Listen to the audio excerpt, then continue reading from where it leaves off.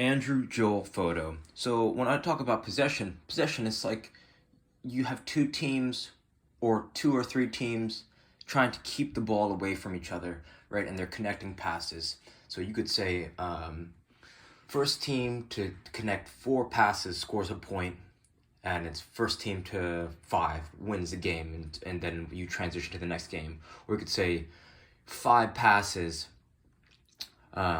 within a team scores a point, and then it's first to five, something like that. And so what you want to be mindful of is the area that you want to be mindful of the area that you're using for possession, because you want the area to be tight enough where it's going to encourage players to use the maximum amount of space, but you don't want it to be, right, if you make it too small, right, you don't want to make it so small so that the restriction of the size of the field that you're playing possession on actually inhibits creative play and creative movement. So I think another thing that's kind of understated, or a lot of maybe coaches might not appreciate, is you want to use, as to the best of your ability, the natural lines of the field to make it so it just takes less time to create your possession areas, right? So there's some natural lines. You have the halfway line, you have the out of bounds line, the sideline, and then you have the 18. So based on numbers, right, you can create, let's say you have not that many numbers, you can create a space like this using the 18, the half, the sideline, and then maybe a couple cones on this, couple cones down the middle to create a zone, and then a few cones there to create a zone, right? That's a nice zone if you're going to use, or if you have maybe between 10 and 12 players, right? Maybe 10 to 15 players. If you got maybe 10 to 15 to 20 players, you could play a 10v10 possession game in your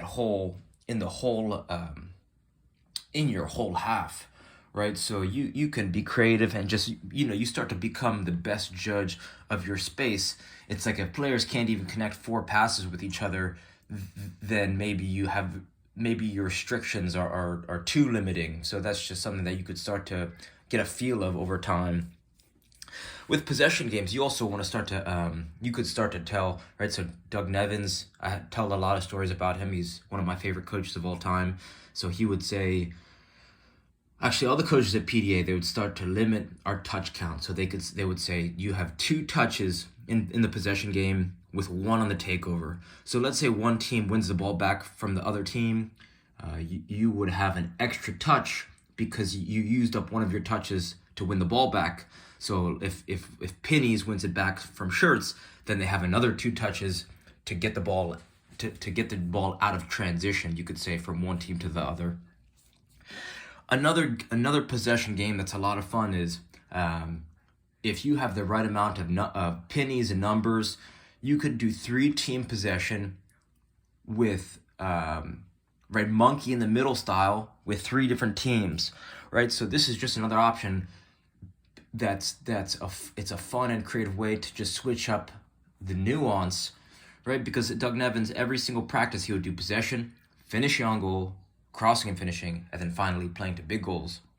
So one of the ways that you can keep the practice routine consistent but different is by switching the style of possession game, right? So if you've got 12 field players or 15 field players, 18 field players, right? Anything basically divisible by 3, and pennies and Shirts are just, colors and pennies kind of align where you can make this game happen.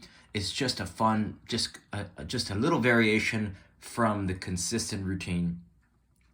Another game that you can do is possession through gates, right? So each one of these dots represents a gate on the field. You create gates with thin cones, right? The ones that are kind of harder to knock over. The ones you kind of don't want tall cones because you don't want players tripping over these cones. So when you put gates all over the field, this makes it so that it forces players to recognize space and be able to rapidly switch the point of attack from where the defenders are defending, right? Because you could tell a team, okay, when you pass through a gate, that's 1 point, and then it's first team to 10. So what's going to happen is players will start to go back and forth, pass the ball back and forth through the gates as many times as they can to rack up points.